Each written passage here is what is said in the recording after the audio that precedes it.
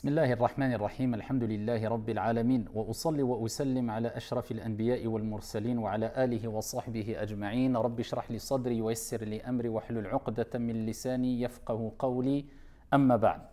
Alors on va débuter cette série de cours sur Al-Aqida wa billahi tawfiq, sur le dogme, sur le credo, la croyance, Al-Iman, la foi. Et on va utiliser pour cette série la fameuse introduction du grand savant, imam Maliki ibn Abi Zayd al-Qayrawani rahmatullahi alayh.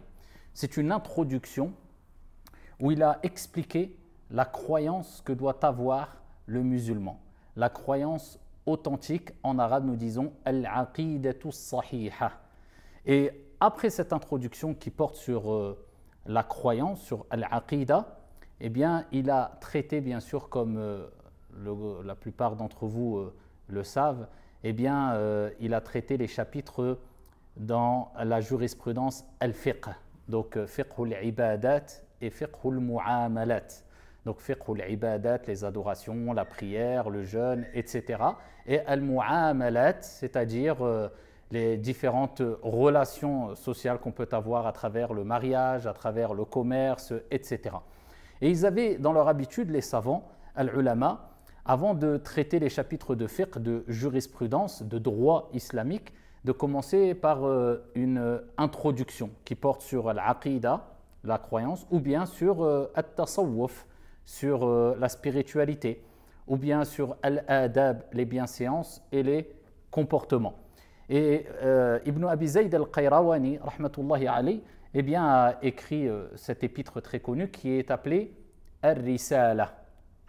Et en introduction, donc, comme j'ai dit précédemment des chapitres de fiqh, il a traité donc de Al-Aqida. Et quand on parle de Aqida, donc quelquefois je ferai peut-être intervenir parce qu'on est avec un groupe d'étudiants restreint, donc je poserai peut-être quelques petites questions. Si vous voulez intervenir, vous pouvez intervenir en fin de cours, Inch'Allah ta'ala. Quand on parle de Aqida, il faut bien comprendre qu'est-ce que ça veut dire que Al-Aqida.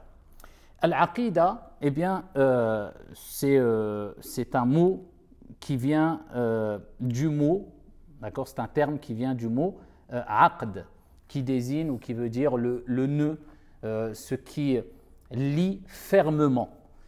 Tout simplement parce que Al-Aqida, c'est la croyance que doit avoir le croyant, le musulman, une croyance ferme qui le lie fermement avec son Seigneur Tabaraka wa Ta'ala, une croyance qui n'est pas entachée ni par le doute, ash-shak, et ni par ash-shubuhat, les ambiguïtés. Non, il a une croyance ferme. C'est pour ça qu'on utilise le terme aussi aqd quand on parle en arabe, de contrat, puisque quand on a un contrat avec une tierce personne, eh bien, ce qui est dans le contrat nous lie fermement quelque part à cette personne à travers ce qui est renfermé par ce contrat-là, les engagements qu'on a pris, etc. Donc, al-aqida, c'est une croyance ferme, authentique. On dit en arabe al-aqidatu sahiha. Pourquoi? Puisque des gens peuvent avoir une croyance, une aqida, mais qui, nous allons considérer qu'elle n'est pas bonne.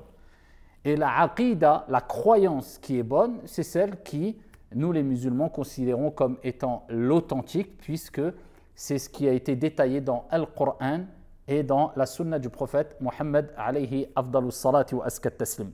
Donc Al-Aqida, c'est la croyance fondamentale en islam qui englobe la foi en Allah subhanahu wa ta'ala, bien sûr, avant tout. Donc Al-Iman billahi azza wa jal, mais aussi la croyance en أن تؤمن بالله وملائكته وكتبه ورسله واليوم الآخر والقدر خيره وشره. Donc ici c'est la croyance en ces fameux 6 piliers de la foi. D'accord?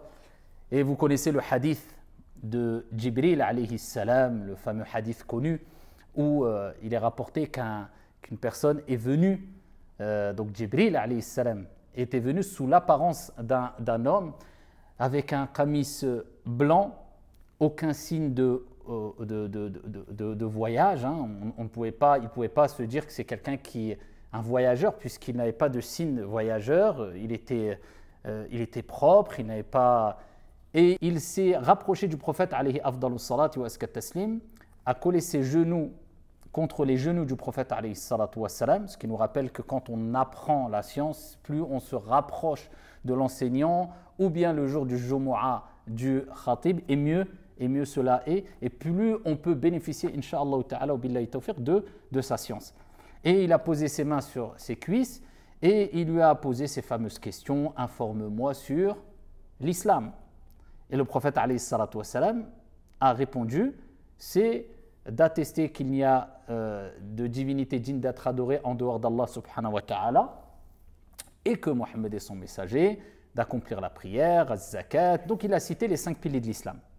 Les compagnons furent étonnés de voir une personne qui interroge le prophète alayhi salatu wa salam, et après que le prophète alayhi salatu wa salam réponde, eh bien il dit au prophète alayhi salatu wa salam, tu as dit vrai. Ensuite il lui dit, informe-moi sur al-iman, la foi, la croyance. Vous voyez l'importance de ce sujet-là. Donc il a parlé de l'islam, premier degré, deuxième degré, al-iman. Informe-moi sur l'iman. Et là, le prophète alayhi salatu wa salam a dit, an tu'mina billah, c'est de croire en Allah. Donc là, on parle de quoi? An tu'mina, de croyance. Et c'est ça l'aqida. Al-aqida sert avant tout, cette science-là nous permet, nous sert afin de connaître Allah subhanahu wa ta'ala. Ça nous permet de connaître celui qui nous a créé, celui qui nous a comblé de bienfaits, celui qui a créé le bien et le mal, celui qui a créé le paradis et l'enfer, celui qui nous préserve, celui qui nous protège, celui qui nous a donné cette lourde responsabilité qui est « Wa ma khalaqtul jinna wal insa illa liya'budun » Je n'ai créé les djinns et les hommes que pour m'adorer. Si tu quittes ce bas monde et tu n'as pas connu Allah subhanahu wa ta'ala, eh bien ici tu pars avec une grosse déficience.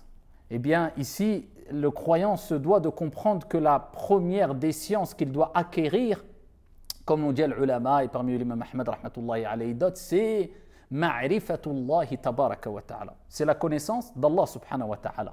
Puisque tout repose sur al-tawhid, sur al-aqida, sur l'unicité d'Allah, sur la croyance, comme on va le voir incha'Allah. Donc là, le prophète, il lui a parlé de la croyance.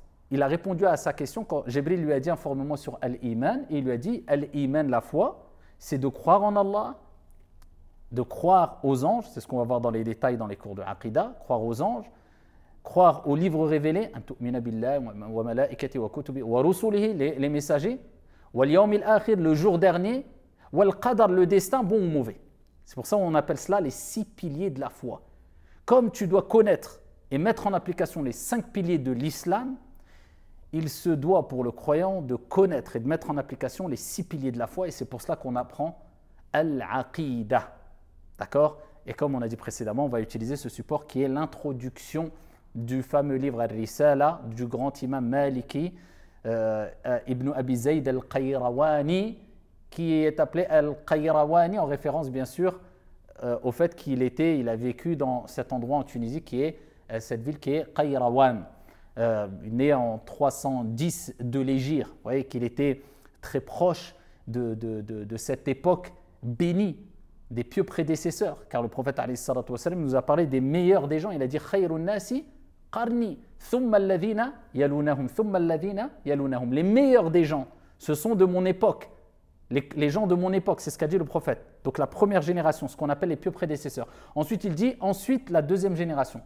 D'accord? Ensuite la troisième génération, c'est ce qu'on appelle l'époque des pieux prédécesseurs. Donc vous voyez que l'époque où a vécu Ibn Abi Zayd al-Qayrawani rahmatullahi alayhi wa radiyallahu an, elle est très proche de l'époque des pieux prédécesseurs, donc de ces 3 générations. C'est pour cela qu'il nous a apporté une aqida qui était la aqida des grands imams, la aqida de l'imam Malik rahmatullahi alayhi, al-aqidatu sahiha, un épître, un résumé de l'aqida qui est bref et concise et mubarakah, béni. Pourquoi? Parce que ce livre, Al-Risala, mais l'introduction aussi, cette aqida qui a été l'explication de qu'est-ce que la aqida authentique, à travers, à travers quelques lignes, quelque part, eh bien, elle a traversé les siècles. Alors qu'il y a eu beaucoup d'écrits sur la aqida, mais elle a persisté, elle a perduré à travers les siècles. Jusqu'à aujourd'hui, elle est enseignée dans les mosquées des 4 coins du monde, dans des universités. C'est pour ça qu'on dit elle est bénie. Et donc Ibn Abi Zayd al-Qayrawani, rahmatullahi alayhi, il a écrit cette aqida, cette épître sur l'aqida. Il faut savoir, c'est une petite parenthèse, pour vous montrer le degré de ces savants qui nous ont précédés et le degré de science qu'il y avait à une certaine époque, et le degré de science, je parle de science religieuse, à notre époque. Il avait 17 ans. Et on parle du grand imam Maliki qui a renforcé quelque part cette école de pensée qui est l'école de l'imam Malik rahmatullahi alayhi, et qui a participé au renforcement et à la propagation et à la préservation de cette école aussi. Pas que lui d'ailleurs, mais lui il en fait partie de ces quelques personnes qui étaient à la tête de cela. Eh bien il avait 17 ans. On voit la maturité, on voit le niveau intellectuel qu'avaient ces personnes-là à 17 ans. Vous imaginez aujourd'hui un savant de renommée mondiale qui aurait 17 ans? Et c'est pour ça que l'imam Malik rahmatullahi alayhi a dit après les prophètes et les envoyés, la science n'a cessé de diminuer, elle ne cessera de diminuer. Pour cela qu'on dit toujours ici qu'il faut revenir vers l'époque des pieux prédécesseurs tout en prenant en compte à travers nos savants qui existent, qui ont existé, qui existeront encore, incha'Allah ta'ala, prendre référence de ces savants-là qui nous permettent à travers leurs avis, leurs ijtihadat, leurs efforts d'interprétation, de pouvoir, alhamdulillah, trouver des réponses par rapport aux nouvelles situations qu'on vit à notre époque, aux époques qui ont succédé ces grands savants, tout en gardant notre patrimoine, notre héritage scientifique laissé par les prophètes et les envoyés, car ici, les prophètes et les envoyés ont laissé en héritage la science et al-ulama en sont leurs héritiers, car le prophète alayhi salatu wassalam a dit les savants warathatul anbiya, ce sont les héritiers des prophètes. Les savants sont les héritiers des prophètes. Donc al-aqida, c'est aussi la croyance ferme. Donc la croyance, comme on a dit, des 6 piliers de la foi, c'est ce qu'on va voir dans les détails. Mais de manière générale, quand on parle de aqida, de croyance, d'accord, de la croyance, donc il y a ces sujets très importants. Donc il y a le fiqh, donc on parle de l'ibadat, la prière, les actes pratiques, etc., le mu'amalat, donc les transactions, la vente, l'achat, le mariage, le divorce. D'accord? Ça, c'est ce qui tourne autour des 5 jugements, comme on le verra et comme on l'a déjà vu d'ailleurs. Et on continuera à le voir peut-être avec la risala, dans les chapitres de fiqh, incha'Allah ta'ala, si je traite la risala, mais je pense que oui après. On avait traité Al-Akhdari déjà, vous pouvez retrouver le Mukhtasar de l'Akhdari et aussi un autre livre dans le fiqh maliki. Et on a ce chapitre qui concerne l'Aqida. D'accord?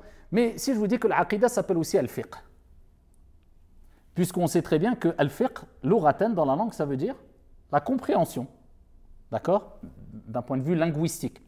Et al-aqida, est-ce que c'est plus important que le fiqh? Bien sûr, parce que tout repose sur al-aqida.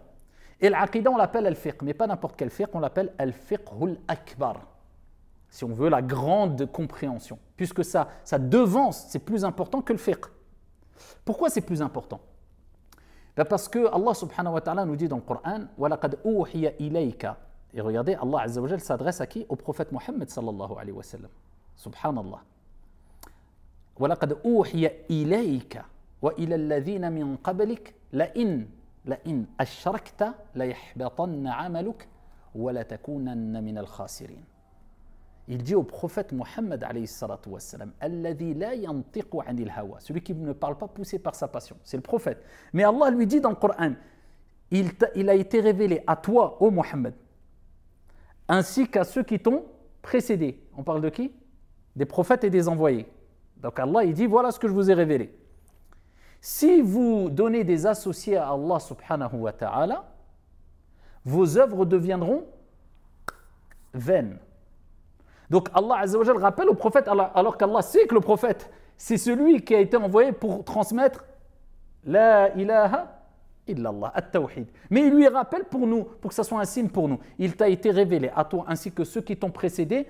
Si tu me donnes des associés, toutes tes actions deviendront vaines. Donc à quoi bon prier, jeûner, faire le pèlerinage, faire as-siyam, si tu donnes des associés à Allah, si ta croyance n'est pas bonne? Et donc l'aqida, la croyance, comme on va le voir, incha'Allah ta'ala, au fur et à mesure de l'introduction du cheikh. Et ensuite, il va rentrer dans le vif du sujet. On va expliquer rapidement aussi son introduction. Donc, on fait toujours une introduction quand on fait une khutbah. Innal hamdalillahi nahmaduhu wa nasta'inuhu wa nastaghfiruh. Et bien, quand on fait un dars, un cours aussi. Et bien, quand les savants écrivaient un livre, ils faisaient aussi des introductions, bien sûr, pour louer Allah subhanahu wa ta'ala et parler du prophète alayhi salatu wassalam. Et vous allez voir que son introduction elle-même, avant qu'il rentre dans le vif du sujet, eh bien, nous permet déjà de rentrer dans le vif du sujet, tellement qu'elle est riche. Et tellement qu'il y a de bénéfices, juste dans son introduction, on parle déjà de aqidah et de beaucoup de points concernant l'aqidah. Alors l'aqidah, on a compris, hein. C'est la croyance en Allah, ça nous permet de croire et comprendre qui est Allah et de connaître Allah Azza wa Jal, ses anges, les livres révélés, les prophètes, les messagers, le jour dernier, on va parler de tout ça, et le destin bon ou mauvais. Mais pas que. C'est la croyance aussi, de manière générale ferme, de tout ce qui a été révélé par Allah subhanahu wa ta'ala à travers son messager Mohammed alayhi salatu wa salam. C'est-à-dire que celui qui a une aqidah authentique, c'est celui qui va croire fermement, sans aucun doute, et sans qu'aucune ambiguïté ne le perturbe, à tout ce qu'Allah Azza wa Jalla a révélé à travers son messager Mohammed alayhi salatu wa salam. Donc quand Allah nous révèle une chose, on n'a pas de doute à avoir. Oui, mais peut-être, mais pourquoi, mais ceci, mais ceci. Non, non, Allah l'a révélé, j'y crois. L'interprétation, c'est autre chose, mais j'y crois fermement à tout ce qu'Allah Azza wa Jalla a révélé à travers son messager Mohammed alayhi salatu wa salam. Donc quand le prophète sallallahu alayhi wa sallam parle, est-ce que quand il parle de la religion, il transmet ce qu'Allah lui a dit de transmettre, est-ce qu'on peut dire que c'est une révélation? Bien sûr. Donc le Coran c'est une révélation, puisque c'est Allah qui l'a révélé, mais la parole du prophète alayhi salatu wa salam, transmise par le prophète alayhi salatu wa salam, après qu'il y a eu une révélation, donc on comprend que la sunna du prophète alayhi salatu wa salam, c'est une wahi, révélation. C'est pour ça qu'Allah Azza wa Jalla a dit وَالَّذِي لَا يَنْطِقُ عَنِ الْهَوَى إِنْ هُوَ إِلَّا وَحْيٌ يُوحَى. Il ne parle pas poussé par sa passion, mais ce n'est qu'une révélation émanant de son Seigneur. C'est pour ça Allah dit dans le Coran, celui qui obéit au messager, il a obéi à qui? À Allah. Parce que le prophète, quand il parle, c'est qui lui a révélé? Allah. Donc, mettre de côté la sunna du prophète alayhi salatu wassalam, la parole du prophète alayhi salatu wassalam, eh bien, c'est mettre de côté une partie de sa croyance et d'avoir une croyance erronée. Donc, on croit à tout ce qu'Allah nous a révélé et tout ce que le prophète Mohammed alayhi salatu wassalam nous a révélé. Alors, ici, on a le texte de l'introduction de l'épître et on va commencer avec les paroles du Cheikh Al-Allama radiyallahu anhu wa arda. Qala Abu Muhammad Abdullah ibn Abi Zayd al-Qayrawani rahmatullahi alayhi wa radiyallahu an alhamdulillahi alladhi ibtada al-insana bi ni'matihi. Donc il commence avec les alhamdulillah. Alhamdulillah, c'est toutes les louanges appartiennent à Allah subhanahu wa ta'ala. Et comment ne pas louer Allah subhanahu wa ta'ala et réserver toutes nos louanges en direction pour Allah subhanahu wa ta'ala, alors que c'est lui qui mérite toute notre gratitude et toutes les louanges, car tous les bienfaits qu'on a eu et qu'on aura, et que le monde a eu, eh bien, viennent de qui? Allah subhanahu wa ta'ala. Wa nahmadullah subhanahu wa ta'ala ala dhalik wa amma bi ni'mati rabbika fahaddith. Et concernant les bienfaits de ton Seigneur, parle-en. Eh bien, il faut le rappeler. Il faut louer Allah subhanahu wa ta'ala. Et souvent, l'ulama, eh bien, commence soit par al-hamd ou soit par al-basmala. Al-hamd, c'est les louanges à Allah subhanahu wa ta'ala. Et c'est une des meilleures formules de reconnaissance. C'est pour cela que Ibn Abbas disait Alhamdulillah kalimatu kulli shakir. Le fait de louer Allah Azza wa Jal, de dire Alhamdulillah, c'est la parole de toute personne reconnaissante. Donc une personne qui est reconnaissante, c'est une personne qui va l'être avec sa langue, avec son cœur et avec ses membres. D'accord? Moi je suis reconnaissant simplement en disant Alhamdulillah. Non, je dis Alhamdulillah. J'ai cette reconnaissance dans mon cœur pour ce qu'Allah m'a donné comme bienfait. Et je suis reconnaissant à travers mes membres, à travers les actions. C'est comme ça qu'on est vraiment reconnaissant envers Allah Azza wa Jal. C'est pour ça Allah dit dans le Coran « I'malu ala Daouda shukra » Ô vous, famille de David, de Daoud, œuvrez, faites des bonnes actions à titre de reconnaissance. Donc quelqu'un qui veut dire merci à Allah, il lui dit merci de quelle manière? En disant alhamdulillah avec la langue, avec le cœur en étant reconnaissant, et avec les actions de quelle manière? Eh bien en faisant ce qu'Allah Azza wa Jal lui a ordonné de faire. Plus tu adores Allah et plus tu es reconnaissant. Et c'est quoi le fruit de la reconnaissance? Les bénéfices de la reconnaissance, parmi les bénéfices, c'est quoi? Allah Azza wa Jalla il nous dit subhanahu wa ta'ala, et lorsqu'Allah subhanahu wa ta'ala proclama, Allah Azza wa Jalla, wa idh ta'adhana rabbukum, a proclamé la in ashrak, wa idh ta'adhana rabbukum la in shakartum la azidannakum. Si vous êtes reconnaissant, je vous rajouterai de mes bienfaits. Donc Allah Azza wa Jalla nous rappelle que plus on est reconnaissant, et plus Allah nous rajoute de ses bienfaits. Plus tu es reconnaissant à travers la science qu'Allah t'a donnée, en étant modeste et en étant sincère et en la propageant de manière sincère et sage, plus Allah te rajoutera de la science. Plus tu es arrogant, plus cette science ne te sera pas bénéfique et cette science diminuera. Plus tu as des biens et tu les mets au service des gens qui n'en ont pas, et tu donnes fi sabilillah, tu n'es pas dépassé par ces biens, tu remercies Allah Azza wa Jal, plus Allah te rajoute des biens. Pareil pour la santé, etc., etc., etc. Et aussi, l'ulama, quelquefois, ils commencent par al-basmala, bismillah. Quand on dit bismillah, c'est une formule où on mentionne le nom d'Allah Azza wa Jal et où on cherche l'assistance auprès d'Allah subhanahu wa ta'ala à travers la mention de son nom, Allah. Car juste le fait de mentionner le nom d'Allah subhanahu wa ta'ala, cela nous permet d'avoir al-baraka dans ce qu'on va entreprendre et d'être assisté par Allah. Voilà pourquoi il est important de dire beaucoup Bismillah.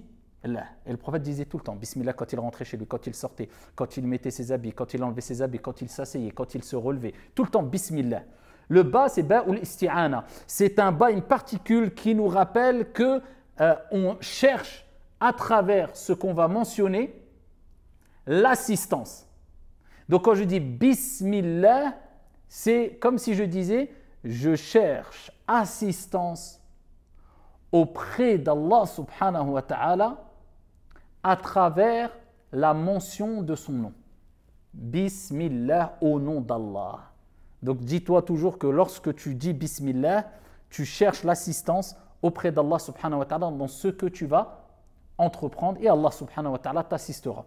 Donc là, il a commencé par Alhamd et il a loué Allah subhanahu wa ta'ala ici pour les bienfaits qu'Allah Azza wa Jal nous a accordés et particulièrement, il dit qu'il suscita l'être humain par son bienfait. Qui suscita l'être humain par son bienfait. Et le plus grand des bienfaits qui a été octroyé à l'être humain, c'est quoi? La ilaha illallah. Et c'est pour ça que le prophète disait Qulu la ilaha illallah tuflihu. Dites la ilaha illallah et vous réussirez. Et les nombreux bienfaits, wa in ta'uddu ni'matallah la tuhsuha. Allah dit si vous comptiez les bienfaits d'Allah sur vous, vous ne pourriez pas les dénombrer. Et combien de bienfaits tu vas compter tellement qu'il y en a. Il y en a trop, tu ne pourrais pas les dénombrer tous les bienfaits. La vue, la santé, le pouvoir la possibilité de respirer, la possibilité d'avoir du goût, la possibilité de voir, il y a énormément de bienfaits. Et Allah Azza wa Jalla dit, il y a tellement de bienfaits, vous ne pourriez les dénombrer. C'est pour ça qu'on dit chaque jour, à chaque moment, Alhamdulillah, même quand tout va mal, on dit Alhamdulillahi ala kulli hal.